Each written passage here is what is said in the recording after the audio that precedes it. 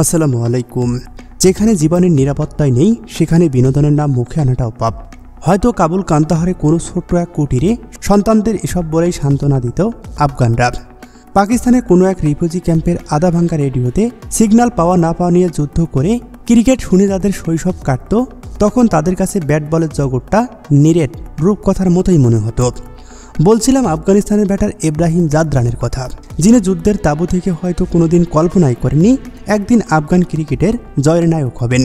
শুধু জয়ের নায়ক বললেই ভুল হবে, গড়েছেন অবিশ্বাস্য রেকর্ড।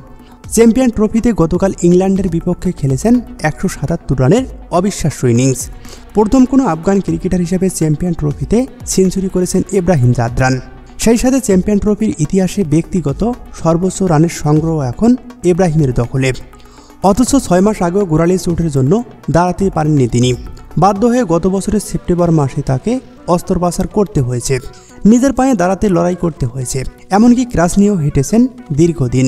তার ক্রাচ নিয়ে হাঁটার ভিডিও সামাজিক যোগাযোগ মাধ্যমে ছড়িয়ে পড়েছিল। সেই মানুষটি কিনা আজ আফগানদের হয়ে ইতিহাসে নাম লেখালেন।